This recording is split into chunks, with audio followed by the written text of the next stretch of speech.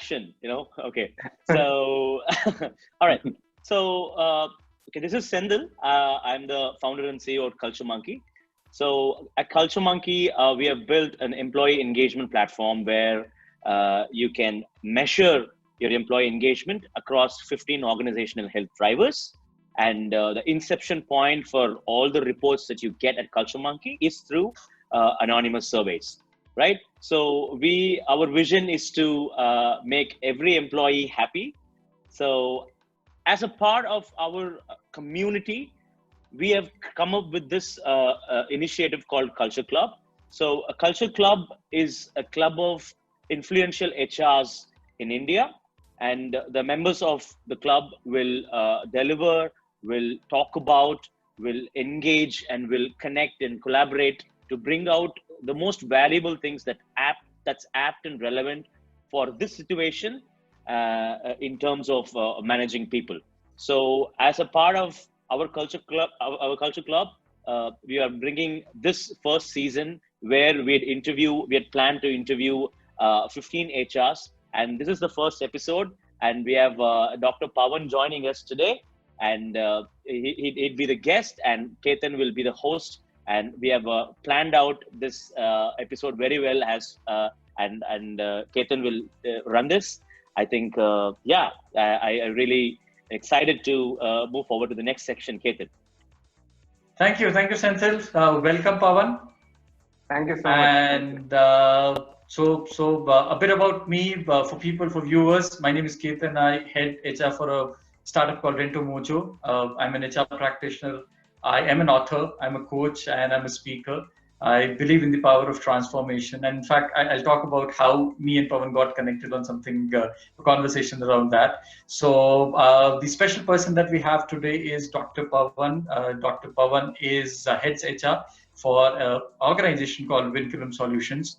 And he has grown up the ranks there. So he started, if I understand correctly, he started as a senior management trainee, and 8.5 years he's now heading the entire function for an organization which has grown over time, both in terms of people, practices, culture, and as a business altogether. Pawan is also a postgraduate in human resources from SIIB, and this was after his BTech from Nirma Institute. So he's an engineer who turned an HR professional, and then later on he went ahead to do his PhD from Gujarat Technical University in Human Resources. So that's Dr. Pawan Alamchandani for us. Pawan, thank you so much for joining in. It's a pleasure to host you here.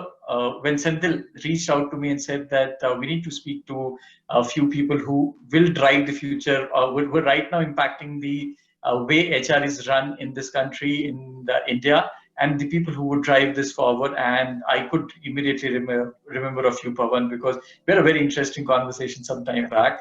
So thank you so much. Welcome again. And that's pleasure. Thank you so much, Senthil and Ketan, for having me here on this conversation of Culture Club. Thanks again, so kind of you of Ketan to think of me, when this came across to you. We, being HR professionals, also share a common vibe. So always, I feel that people, in HR typically have something in common. Okay, and there's this common vibe that each one of us resonates and vibrates. Thank you again. Thanks, Senthil. Thanks, Ketan. Look forward. All right. Good. So we call this series as the Culture Club. So Culture Club is an initiative taken by Culture Monkey.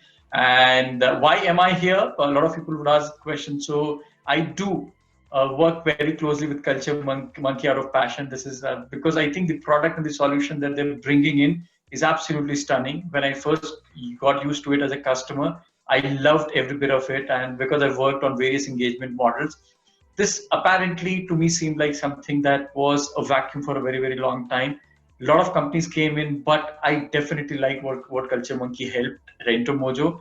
And my personal belief in the product was there's a long journey that we have to go. And in fact, that's where Senthil came up with this idea that why don't we reach out to people, because one of the core beliefs that they've been carrying is about listening. Now, when you listen to employees, you also need to listen to your customers and people who are going to drive engagement for future. So that was a brilliant idea, Senthil. I'm sure this is going to help us reach to a larger population, help us drive a point of view and agenda, because engagement is going to be super crucial. Culture has always been very, very crucial. Now, with COVID, world which we are anticipating is going to be different. We have a few questions for you, Pawan. I am sure the world would enjoy the conversations that we have with you. Definitely. And also, there's also a very interesting rapid fire round towards the end, and I'm sure you're gonna love it. Sure. Right? So yeah, just giving a bit of a brief, Ketan, before we begin. So I work with Vinculum. Vinculum is a SaaS-based company, providing e-commerce, a platform to the sellers, brand distributors, and has integrations to several marketplaces. So which means that anyone who wants to sell online typically can get onboarded and start selling. Now this kind of sits because, as you mentioned, after my BTech I also had the chance of working with Oracle. So I was with Oracle for about 2 years. So there's some tech background, then this HR. So there's this common connect that has come and helped me overall as an HR professional. Feel free to shoot. Yes.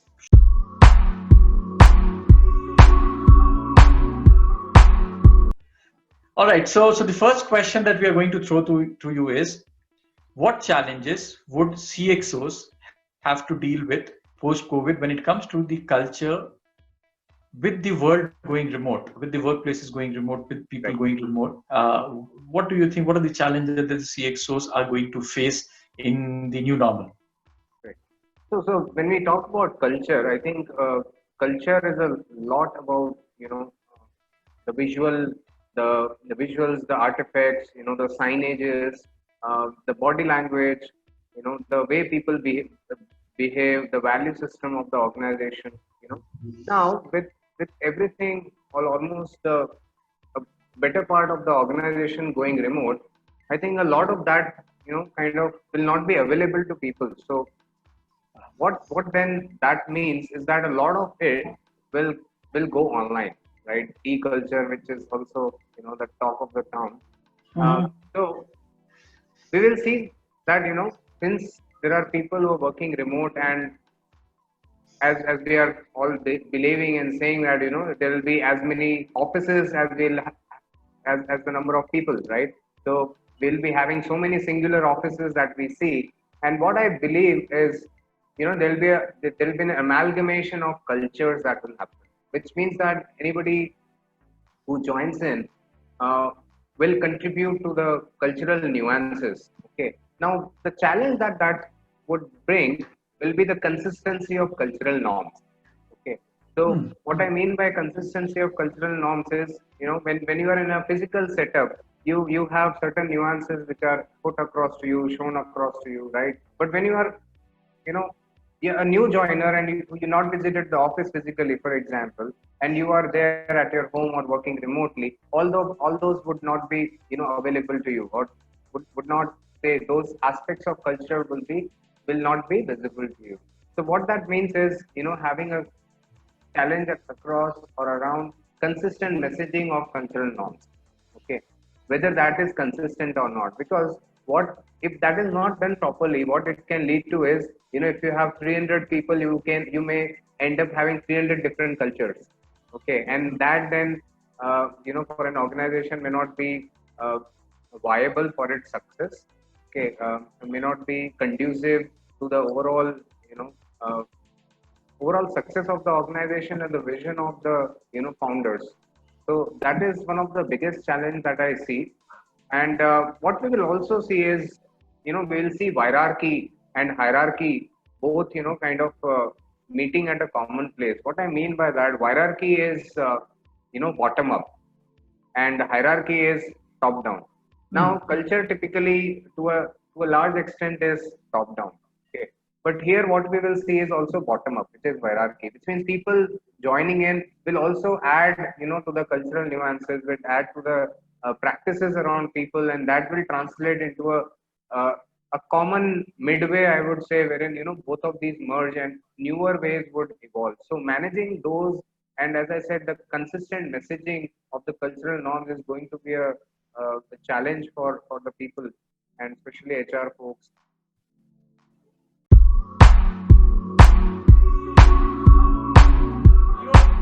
Is there a conversation that has already begun amongst the CXOs or your business leads and function leads? How do you sense that they have started understanding what it means? While as an HR person, for me and for you, this is the first thought that came across. Right. But for business to be aware and understand, I think it takes time. But have you sensed this conversation or this thought coming in the minds of CXOs as you speak? Are they realizing how challenging this possibly can get? Definitely. So I think it kind of has, this thought process. It took a good amount of time for us even, to realize that it is easier said than done. Which means that uh, since we were under lockdown or working from home or working remotely for past 2 months, 2.5 months now, it didn't strike early. So which means that it was that there would be this remote thing maybe for a duration of 15 days, for a month. Yeah. Then, but then it has like kind of become the norm, I would say, and that has got the CXOs also thinking as to how do they maintain this common decorum or common definition of culture, right? Because founders definitely have an idea around what kind of culture they wish to have for their organization, right? And it is easier in a office setup wherein you have all the people around you. But when you have so many remote people, I think that has definitely got many CXOs are thinking. And as a part of that, it requires, I would say, a great amount of discipline to kind of get that going. And first of all, understanding, having cognizance, recognizing that, and then taking appropriate steps towards ensuring that we are not lost.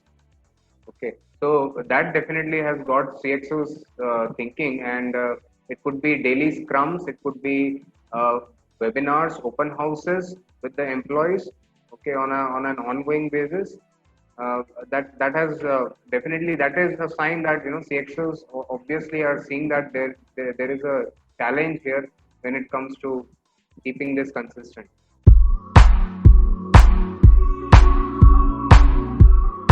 Would you be comfortable sharing few unique practices or new practices that you guys did there at your organization, which created help you move ahead? I know there's no perfect solution now. We're all grappling it with, but I'm sure we all have tried something with some success. So would you want to talk about a few things about, because communication is super important, as you said, and this concept of top down and bottom up, I think that was brilliant. I never thought, but it adds a lot of fresh perspective to the entire thinking. But do you want to talk about a few things that you guys did at Vinculum and in this journey? I think we were, first of all, I would say thanks to our CEO, Mr. Venkat Nod. We were, Ketan, to be very honest, we were proactive in this. So even before the lockdown began, we were already working from home. So it was 2 weeks before the PM announced the lockdown, we were actually working from home. So what that meant was, the first week. So what we did was, we did a 2 days trial first, okay, of having employees work from home, and if this was working, okay. Uh, Once that was okay, we kind of reached out to all the BU heads, and then spoke to them, took their feedback. Then we went for say 2 weeks kind of a thing. So I would say in a way it was very similar to what PM Modi also did. So so we did for 2 weeks, and then what we ensured that there were regular scrums that were happening, which means we said that morning everybody speaks to their team, evening again they have a catch up call. Now we also ensured that this doesn't become only work related, which means we encourage copy sessions. We considerate about their, mental bent of mind. We also had Antakshari being played online. I'm not sure if that is very common, but we played Antakshari uh, over One. Google. Who won is the question. So there were SOPs obviously laid out, how to do what, who to reach out to, right? All those things. But what I believe truly is, we had communications over email, we had communication over phones, we had webinars. Okay, we also tried to, have an all-compassing outlook to this. So it could be sessions on mindfulness, it could be Antakshari, as I said, it could be the plank challenge, okay, on the health aspect of it. So, so all of that, in a way, one, it sent out the clear message that we care. Okay, so Yes. first of all, going work from home, we care for you because we were proactive.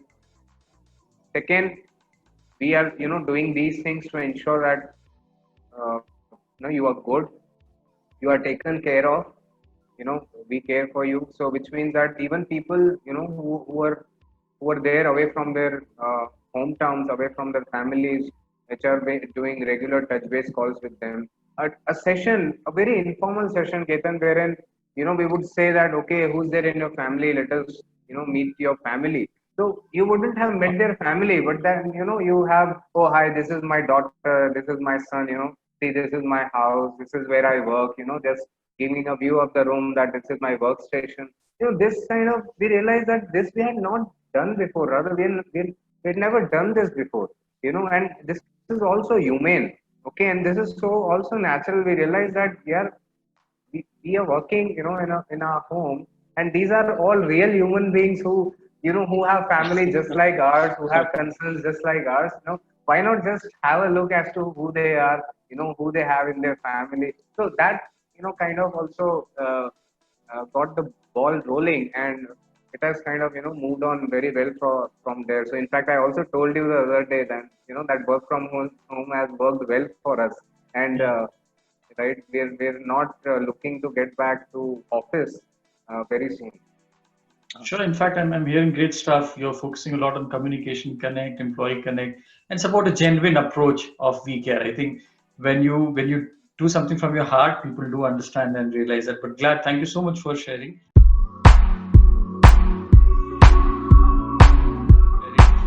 This brings me to the second question. So every difficult time has a silver lining. Now, with this COVID, do you think what positive change do you think it has already done or it can actually bring uh, to the CXOs of how they see culture or how they view the entire matter of culture? I know bits and pieces of this you've covered in the first part, but this is kind of specific. What silver lining do you see around in and around conversations related to culture in the boardroom or the CXOs or the typically the leadership group?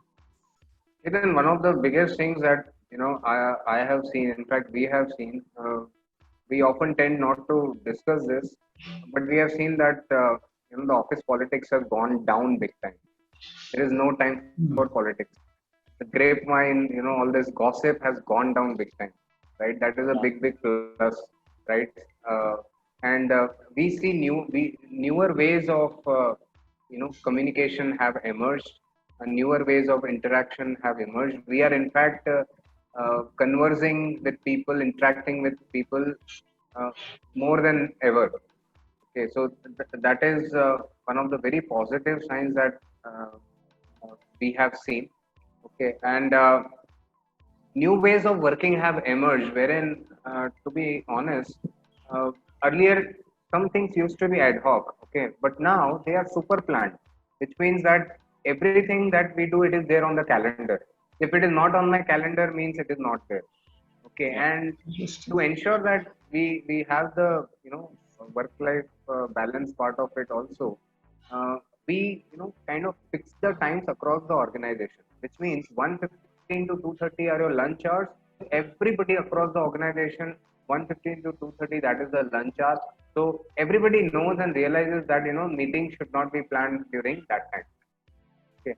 And you can, if you want to call, you can set up a separate call other than those timings. But we fix the lunch timings, the evening tea coffee breaks, whatever, half an hour, 4 to 4:30. So everybody knows that we're working from say 9:30 to 7:30 or 6:30, whatever, and these are the block out times. That means you can't hinder the person's private life during those hours. Lunch is a lunch, okay. So we did that for our employees across. Now, what that has helped us with, Ketan, again, the silver lining part is earlier our employees used to be on lunch from say 1 to 3, which means that some employees would go at 1, some would go at 1:30, some would go at 2, 2:30, some would go at 3. Right. So if you have to call out, people, if you want to have a huddle or a meeting, you would, say that let's have a meeting. I've gone for lunch. Okay. Yeah. Right. So you know, uh, those kind of things we have kind of avoided, and I think all of us have become more structured, more disciplined, I would say, because so that is obviously the silver lining that I would say, and the empathy within us, that has also considerably grown. We have become more empathetic towards our own people, wherein we feel that there is genuinely an adversity, and we all need to be together in this. Okay, so Yes. so that has also grown. So for us, that has been some of the good learnings, I would say, or something on the silver lining side of it. Fantastic. In Yeah. fact, I'll top up on two of the things. I can't stop adding a point of view there. So, one, on the engagement levels, and when you said the connect had become better. So we also did a quick survey. We do these Pulse survey, quick check on how people are feeling, and there's something called ENPS that we measure. And we suddenly saw that during the lockdown, it shot up.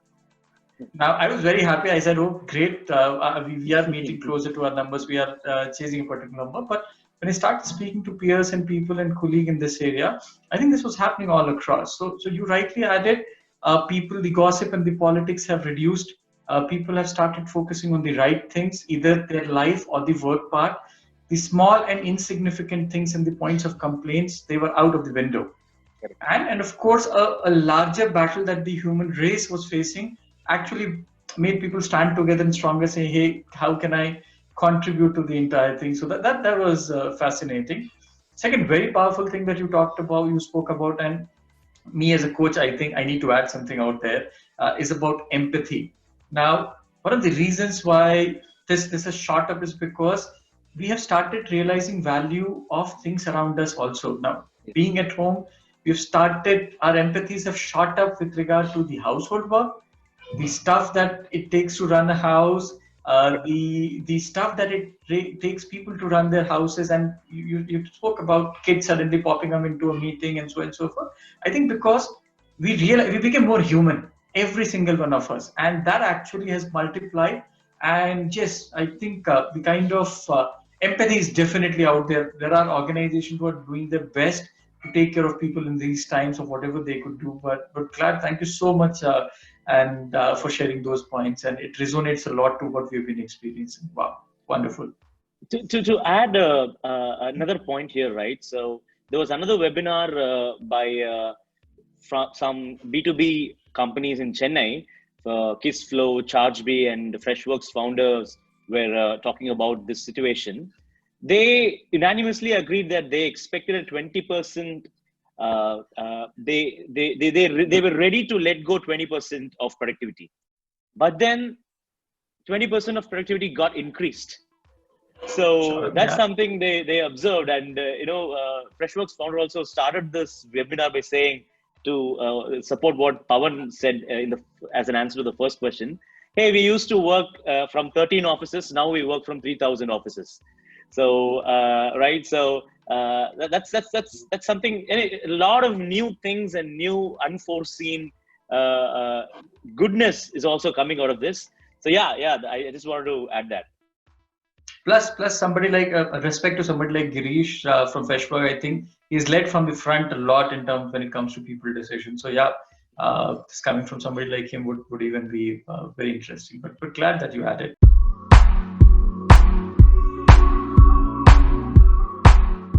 So Pawan, what do you think this entire situation, this change, this remote working, this e-culture, the virtual world getting virtual, what challenges or opportunities, or what does it mean for the HR fraternity for today as we speak, and maybe for future? Where does it lead? What do you think are going to be the new trends? What's going to be the impact on this entire function and the fraternity? What's your point of view there? I'll share a couple of points, Stephen, and we can then discuss. So I was having a conversation with one of our mentors, okay, and we were discussing: in these times, do we need an HR function? Okay, No. do we need an HR function? Okay, and do we need a recruitment team, for example? Why can't managers hire on their own? Okay, why can't they do the sourcing, or they have their own referral network and they get people on board? Why do you need a dedicated HR team and a dedicated recruitment team, for example? Okay, so that conversation also got me thinking, and the challenges that that it has what the current situation is everything now, because we are remote. The joinings have become remote, the inductions have become remote. Okay, the trainings have become remote, majority of them. Okay, and having complete control or having complete satisfaction that the job has been done well is still, I think, a challenge, because you still don't know whether if you talk about training, for example, right? It is still, you are very unsure, right, whether the recipient has had what you intended to give, because in a classroom kind of a setting, you have the faces around, right? You see how people behave, or their body language, etc. uh, so so training, I think, for the trainers, it is going to be a challenge, doing most of the sessions online. I think uh, we will need to have the boardroom sessions also, but that would take some time. Secondly, I also believe, Ketan, to the question again, HR, has to start playing, while it is playing, but it has to, more proactively play a business role, which means HR will no longer be just the HR. It will, so in my words, if I say, it will be a techno behavioral business role. Okay, now what I mean Ah, by techno behavioral business role is, one is HR has to be technically or technologically savvy. Okay, which means what are the tools or platforms available, Yeah. okay, which could empower them and help them facilitate things at their organization. Okay, second, behavioral, uh, because they will have to understand employees from a remote locations, or talking to them remotely. Okay, so HR will have to get the minute nuances of how an employee is doing, basis the context that is set on call. Okay, or maybe or a Zoom or a Skype call without meeting in person. Okay, uh, think about interviews wherein we are interviewing a person, and it is very different. I'm sure you would agree. Meeting a person, personally, having a face to face versus having a virtual interview, Yeah. there's a lot of difference. So that, of course, will be a great challenge. So behavioral aspect, even on the engagement front, while you may be doing a lot of activities, but whether that engagement level has gone up, and whether there is a true hit to the right chord that you are trying to have within the employee, has that happened or not?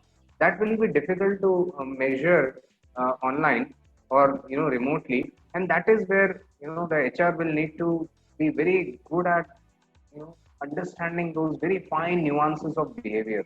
Okay, and third, as I said, wearing the business hat. Uh, so HR obviously needs to play an HR business partner role. We keep saying that, but here what we are saying is, you have your one leg towards the employees, the other in the business, and you have to balance both of these, and post this, HR will have to play that role. Will have to look at ways of technologically enabling people technologically engaging people, technologically ensuring that people are productive, and even the cultural aspects of are taken care of. So those are some of the challenges that I see. The HR fraternity on the very common, or the generalist kind of profiles, I think in the long run uh, will kind of go away. Ketan, will see new norms even for HR fraternity coming up, wherein all the generalist kind of things could be filling up forms, or your Senthil, please get us a job. No, I was just going to point out, Ketan, since the day I met Ketan, Pawan, Ketan has always mentioned this aspect of HR, that technology and HR riding together, yes, right? That is going to be the future. But those were the times where like we didn't realize the seriousness of lockdown. Now correct, lockdown has catalyzed. Now, correct. from what you're saying, I can understand that the HR should immediately Yeah, jump and yeah. So yeah, and that we're glad as an yeah, HR tech, we are glad that this is this we have some phenomenal technology ability in place, which we'd be able to exploit and make it propose as a value to all the companies. correct. Yes, yes, So it will evolve. The role of HR definitely will evolve big time, I would say. And earlier it used to be, if you are at office and you have people around, you get the pulse of the organization, right? yes, But here, how do you get the pulse of the organization where you are not in office? The employees are Yeah. not at office, okay, yes. and you are all remote, right? So how do you get that real pulse of the organization? So for that, I think the role of HR will be pivotal, but at the same time, it will evolve. And as I said, all those the regular activities will go away. It will be a lot of automation that will happen. A lot of AI will come into these kind of roles, and HR then will have to prove its worth uh, by playing this role of being a true business partner as well as a true employee champion. Okay, through technology somewhere leading them in between. So that is how it is going to be. So yes, Ketan, I think you know every new era that has been created has also been uh, because of these phenomenal changes that we Yes, see around, right? yes. And most of typical HR jobs will go, to be very honest. Hmm. Sure. Yes, Yeah, I think we have been as a function very late in adopting technology. This is the movement, this is the opportunity, and as Dr. Pawan said, this is the time to seize. If you're not using technology, if you're not digitally transforming, you may be late in this journey. So thank you. That was really powerful, Pawan.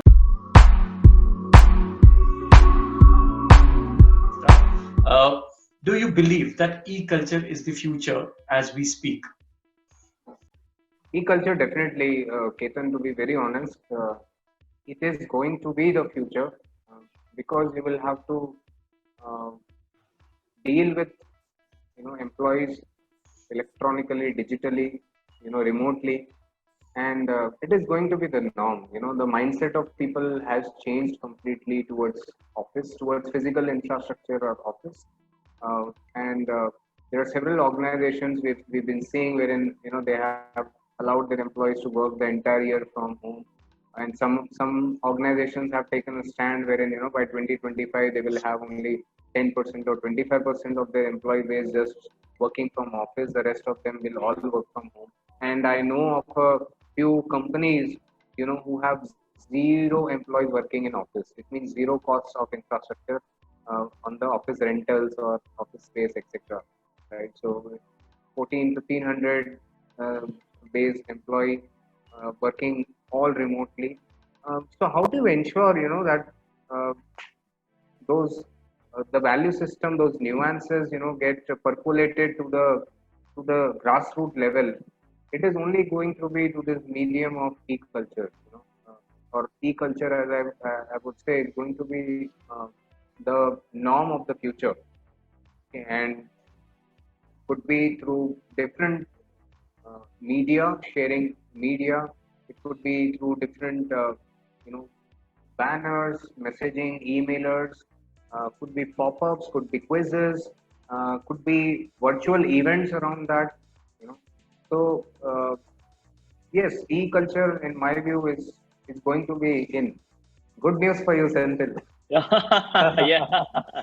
Yes, that's right. And it also, see, this also, there is a lot of thing that we can, lot of lessons that we can learn from companies who have been 100% remote even before COVID, right? Like because I am largely from technology. I'm a engineer for more than 10 years, so we have been following a lot of these tech companies, tech studios like GitLab, like Buffer, like Basecamp. These companies globally, they have global people from different countries and fully remote even before they've had this vision. And now they're very proud. They're like, listen, we are the leaders. We already knew, right? So rightly said, yes. And we are also seeing a lot of traction for Culture Monkey that immediately increased in the last 1.5 months. That Right. people, everyone wants, whoever was a bit hesitant about using an engagement platform, now they really want it. So it's an indication that e-culture, Ketan, it's going to be the first thing. It's one of the need, not even a want. It's a Yeah, need for every company definitely, to. definitely. Yes. I completely agree. Right, good. That was wonderful. I'll come to some interesting ones now. Pavan, hope you're ready for this one. Yeah. Okay, you will have to answer it. Try to answer that in one single word, and we'll try to move fast on this one. So here's question number one. If it was not HR, what would you have become? What profession? Lecturer, educator. I knew it. I knew it. Okay. Thank you. Second, favorite holiday destination pre-COVID? Mauritius. Okay. Third question, favorite holiday destination post-COVID? Mars. Hey, yes. All right. So this one's going to be even more interesting. Cooking, cleaning, mopping during COVID, which one was easiest? Oh my God. Cooking, cleaning, and mopping. Which was easiest? None of them. So I would say making the bed was easier. Yes. All right. Okay. Thank you. And one thing you would personally want to thank COVID for? Instilling that, humanity or the sense of humanness within us. Fantastic. Great. Thank you so much. Great. It has brought in humility. Great. Great. Yes. Fantastic. Thank you. So that's it. Thank you so much, Dr. Pavan. Guys, that was Dr. Pavan for us. It was an amazing conversation. I met, in fact, in March 2020, I was supposed to go to Noida to meet him, but the COVID thing happened and everything went for the toss, and then we were remotely connected. Plus, we were focused on helping our business to get to the new normal. And thank you so much, Pavan. It was a lot that I learned today from the HR perspective. I think on the culture, how to look at the culture, a lot of things that you did, communication, digital, and of course, your favorite destination being Mars post-COVID. I think these were the interesting ones that I picked up. But it was phenomenal. Senthil, thank you so much for organizing this.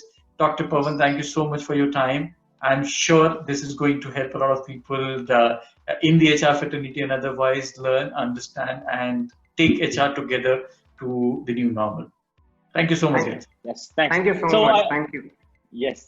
No, I think the points, to be very honest, Pavan, to be very, very honest, I don't know if you believe this. We have been talking to many HRs, but some of the points, 5 to 6, even, I was noting down some 6, 7 points that you talked about today has been really new. It's a very new perspective in terms of you started off by saying the visual element is taken off. The visual element of culture is taken off, which is something it's very, very, the first time I'm hearing. So, of course, the whole recording, the whole session was full of value. So yeah, so we can this is the first episode, and we can ask, you guys can ask a lot of questions offline, and maybe through email we can get Pawan answer those questions, if you're okay with that. So thanks a lot. And yeah, so there's more that's coming in Culture Club. So the more we talk to people, the more value that we get out of it, and we all put it in the club. And it's also, the club is going to be virtual, right? So it's an e-club. So that's coming soon. So cool. Thanks a lot for Audio Chime, and yeah, have a great weekend ahead of you. Thank you. Thank you so much. Thank you, Senthil and Ketan, for having me. It was a fun time. Same here. Thank you. Bye.